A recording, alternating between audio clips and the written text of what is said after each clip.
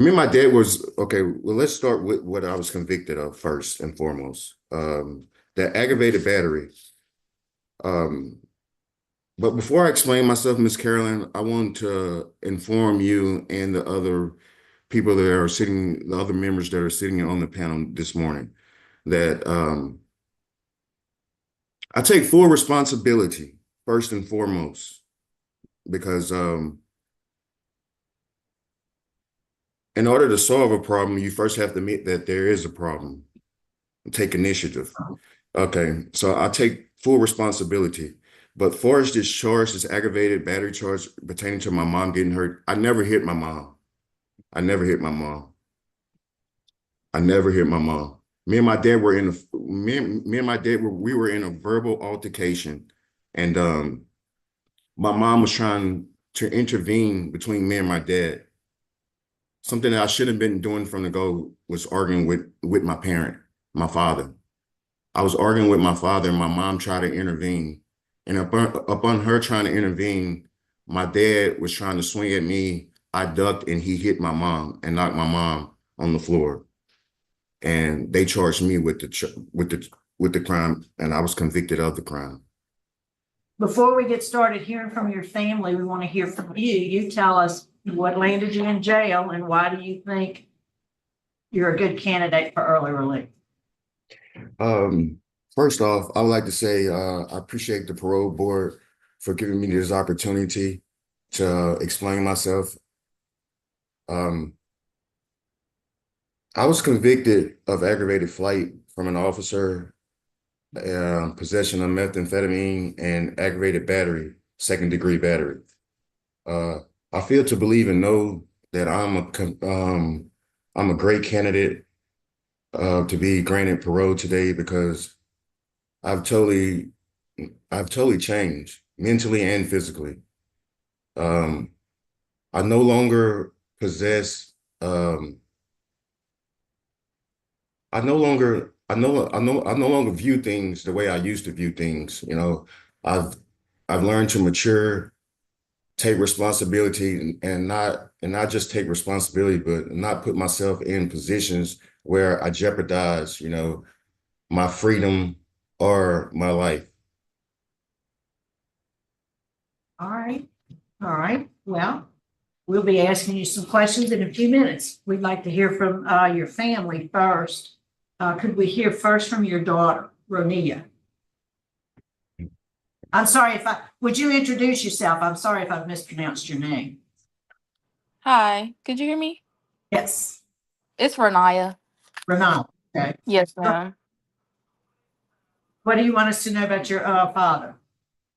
I haven't really got the chance to really be around my dad personally, and now that we're back talking, and it's like kind of hard. And this is the first time that he ever like had me and my brother in the same household together. And the past 2 3 years that I have been talking to my dad, like it's been kind of hard and kind of emotionally, and especially like he don't have much time that he can talk to me on the phone or physically be here to help me with certain things that I need help with in life or certain things. And when I come to him, it's only limited amount of times that he do what like he could for me being there. And I just want to be around my dad and meet him. And yes, ma'am. All right. Well, let's hear from your grandmother. Miss, could we hear from you? Yes, I'm Claudette Reed Matthews. I'm Ronald's mother. And of course, I'm his mother, so I've known him all his entire life.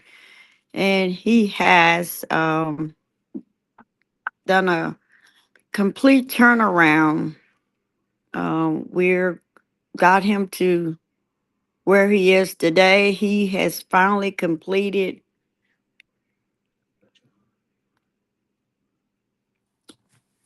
the substance abuse program that ultimately kept leading him down that path. making the wrong decisions and choices in life. So with that being said,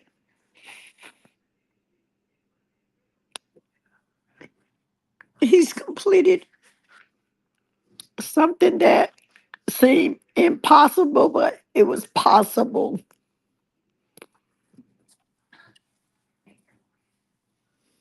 And when we talk, he's always positive, you know, what he's gonna do, because he's got a lot of talent. Um, and what he's already got a composition notebook. I think he told me he's compiled about 3 composition notebooks, compiled what, you know, his goals, what he's putting into, was going to put into action. And it was like he no longer desire, like he told me, he's just having his 2 children around in the same household now is worth more than anything to anybody that could offer him, you know, out there in the world. And that, you know, he wasn't reared up like that. And he's apologized to me for even associating with, you know, people, you know, and going against me and his father. Um, Ultimately, it was a family member that put Ronald on drugs when he was 14 years of age. And I didn't even know what was wrong with him. Had no clue, clueless. Just, just thought maybe he was just teenage, acting out. Never knew he had a substance abuse problem until 2020. No, 2018 is all when it came to fruition that I finally realized that he had a drug problem when he came out verbally and confronted the uncle about what he had been doing to him. And so I was trying to get him some help from there for many years. And now he's that says a lot, because Ronald was thought and then he was stopped. Yes, ma'am. We're having some Uh, connection and to issues. have Ms. Matthews, we're having oh, some audio issue. So we're gonna go ahead and start our interview with Ronald. Hopefully you'll be able to hear it. Mr. Matthews, your case was assigned to Mr. Barra. Would you answer his questions? Yes, ma'am. I'm sorry, first, excuse me, Mr. Barra. Could we hear first, before we start that, from the DA's office? I apologize. I'm not sure if it's Ms. Taylor or Ms. White who'll be speaking. Good morning again. It's Ms. White. On behalf of the state, we just take no position in this matter. Okay, great. Thank you. Thank you for being here. You're welcome. All right, Mr. Matthews, a brief summary of what you did. You got into a fight with your mother and father when she told you to leave the house and hit her with a closed fist, then threw her to the ground and hit her in the head with a lamp, causing a laceration. On the second charge, you took police on a high-speed chase at speeds over 100 miles an hour and was finally arrested after you wrecked car into the ditch. From pretty serious charges, but one of the questions I have is, it says you were put in Steve Hall before substance abuse, but you got put out for disciplinary. What was that about? Why didn't you finish Steve Hall? Can I speak? Mhm. Okay.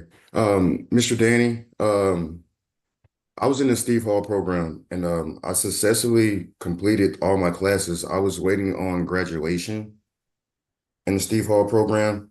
And every weekend they do what they call blanket and sheet exchange. it usually happens like on a Saturday or a Sunday.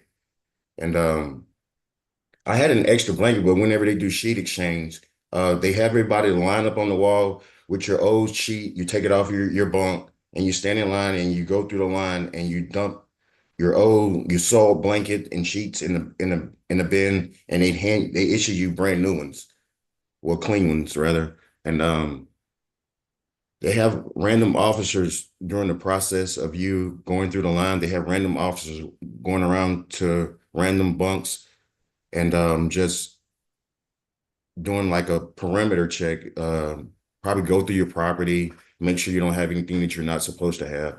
And on that particular day, I just so happened to be one of the candidates that were selected. So they went through my locker and I had an extra blanket in my locker and I got rolled up for it. And they tried to put me on lockdown behind the blanket. I went to lockdown whenever the officer came. Well, the disciplinary officer came to me. He asked me how did I want to plead to the write-up. I told him not guilty. He told me if I pled guilty to the write-up, they would let me out of lockdown and let me finish completing the classes because the Steve Hall program is a zero tolerance program over there in Bossier. I pled guilty to the write-up. Make a long story short, I pled guilty to the write-up. Upon me pleading guilty to the write-up,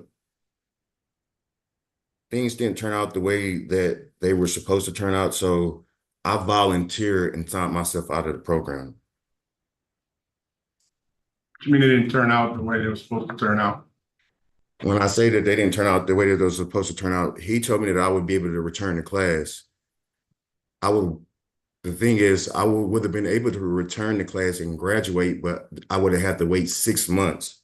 And I was like, why would I sit here and I've been through all this, did everything that was required of me, and I would still have to sit here another 6 months and go through the same rules and regulations, strenuous, strict rules and regulations of getting up every morning, sitting in a dorm, doing nothing productive because I'm not going to class because I'm complete with class.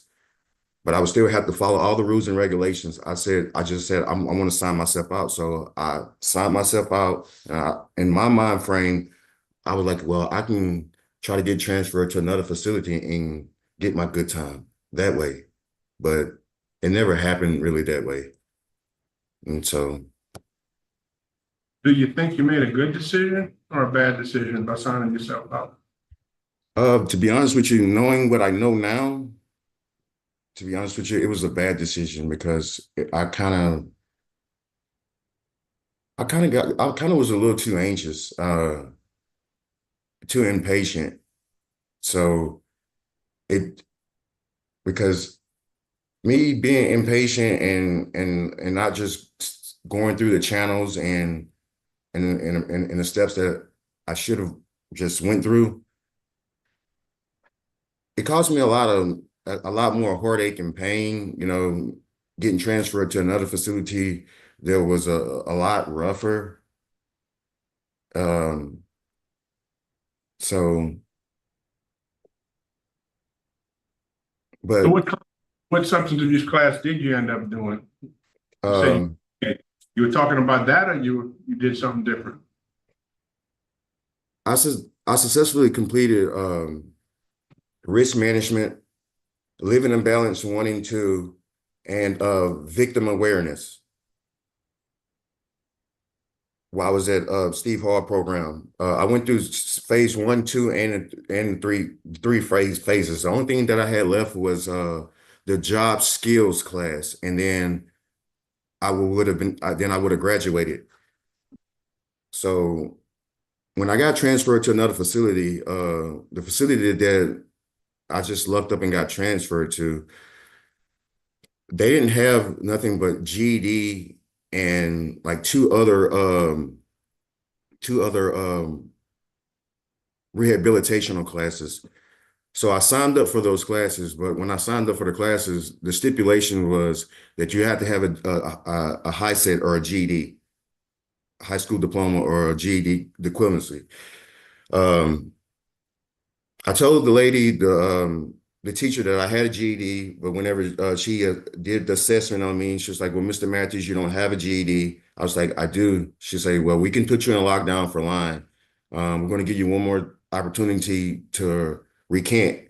And I'm like, well, what is recant? And she was like, take back the statement you just said. I was like, I have a GED.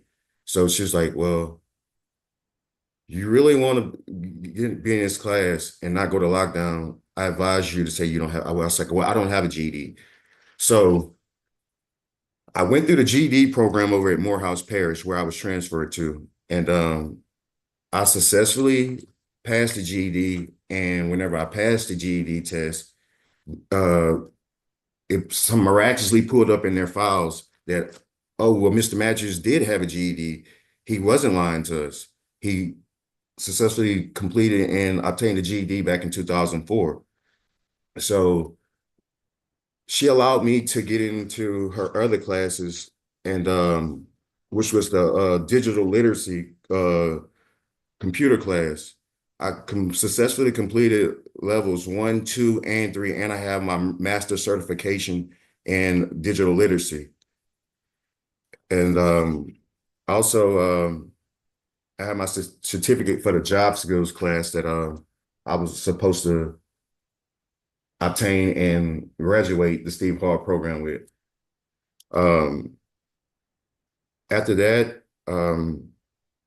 I've been a tutor over in Morehouse Parish. I was a tutor, the teacher's tutor in Morehouse Parish. I used to help with the GED, help tutor other inmates who are trying to get their GED.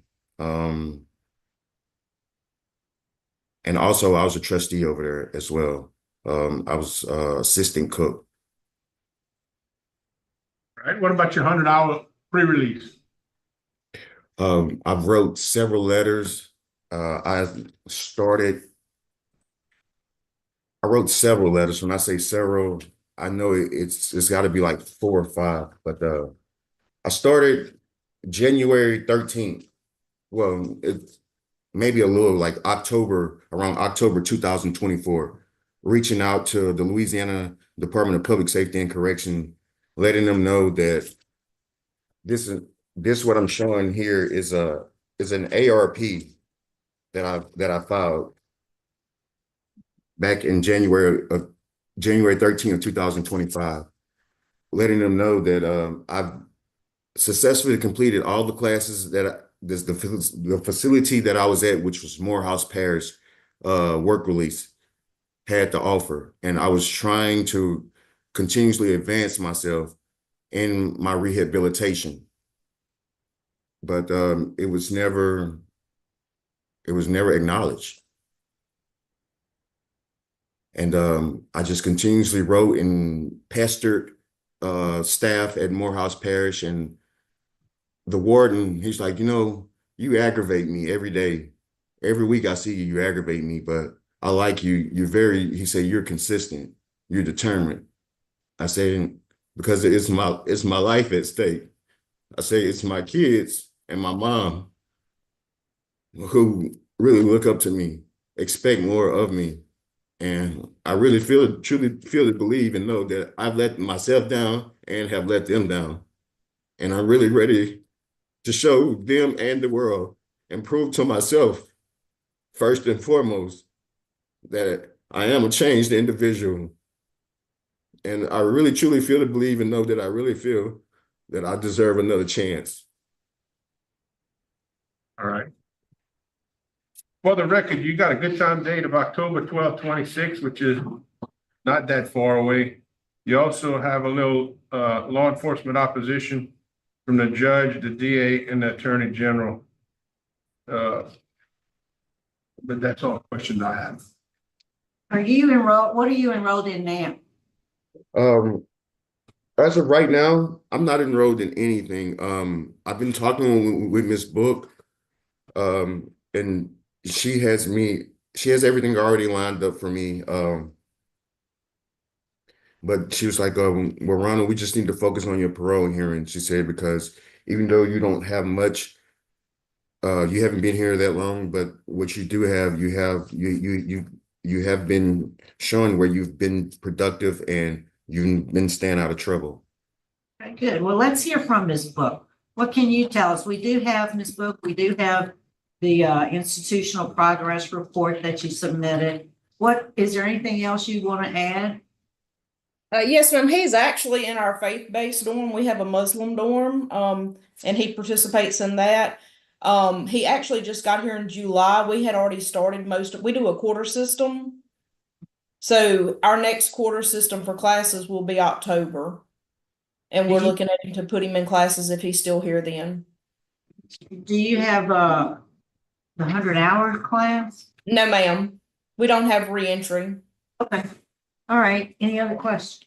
Yeah, I do. You did a very good interview, as far as like what you'd like to do with your life still, really. But your past is riddled with domestic abuse battery and violation of protective orders. Go back to even 2007, it starts, and 12 violation of protective order, domestic abuse battery. And then it said here that you had 5 counts of violation of protective orders. 2019 domestic violence battery. Then in 2018, it says that you held your family hostage at gunpoint, and a SWAT team had to come and rescue them, and you were brought to North Oaks Hospital, another domestic violence situation. And then, you keep getting out, because in 2021, then we have the situation where your mother gets hurt and it's aggravated battery there. Do you think yourself that you have a very violent past? Concern matters? Mrs. Carolyn, is that your name? Yes, that's fine. I apologize. Thank you so much. Miss Carolyn, what you just what am I trying to say? Some of what you have in front of you, and my mother, she can speak on it because she's the person who it's pertaining to. Me and my dad was okay. Well, let's start with what I was convicted of first and foremost. The aggravated battery. But before I explain myself, Miss Carolyn, I want to inform you and the other people that are sitting, the other members that are sitting on the panel this morning, that I take full responsibility first and foremost, because in order to solve a problem, you first have to admit that there is a problem and take initiative. Okay, so I take full responsibility. But far as this charge, this aggravated battery charge pertaining to my mom getting hurt, I never hit my mom. I never hit my mom. I never hit my mom. Me and my dad were in we were in a verbal altercation, and my mom was trying to intervene between me and my dad.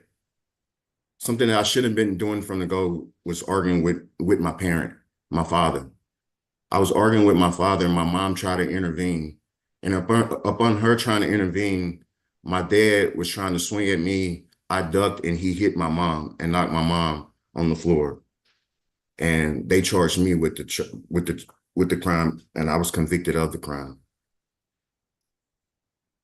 Your mother made a statement at that time. Ma'am? Mother made a statement at that time about what happened. And And I I'm do full- understand it. But I would like to say something about that, because I've worked with senior citizens and with crime victims. And Yes, as ma'am. hard as it is for a wife, and I'm going to use the pronoun wife because it could be a husband, anybody that is in a relationship with somebody that they love, and she loves you and your father does too. It is the hardest thing in the world for them to press charges against that person. And then later, when the danger is gone, it's not unusual for them to recant and say it didn't happen. So at the time when this was going on, your mother had a particular statement that led to this. Later on, you're her son. She loves you. She doesn't want you to have to be in jail. Yes, ma'am. That's not uncommon, because if we go back through your history is very violent with Okay, and domestic then violence. okay, and then also with the thing about me holding my family at gun hostage, I never held my family at gun hostage either.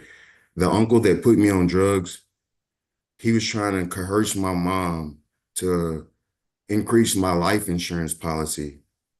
I mean, he's now doing life in Angola State Penitentiary for some heinous crimes that he has committed in the past. He's a mentally sick individual Yes. whom was trying to coerce my mom into increasing my life insurance policy. He's the one who called the police and said that I had my family at gunpoint. That never happened. That never happened. It's a police report that a SWAT team came and that they put you in North Oaks. Yes, For ma'am. protective and that you escaped. Protected custody by the Tangipahoa Parish Coroner's Office. And that you escaped. So you do have this history and it's documented. And for Yes, some ma'am. reason, you don't seem to remember it that way. So, and your mother, that last call was because she said that you had hurt her, and now you're saying it was an accident. She says it was an accident also. And then, you had the police chase and everything. I don't have any further questions, sir. All right, I don't see any other questions. I call for executive session. We have a motion for executive session. Is there Second. have a second by Mr. Freeman? Would you call the roll? Keith Freeman, Yes. Dan Barros, Yeah. Sharon Nelson, Yes. Carol Stevenson, Yes. Yes. What happened?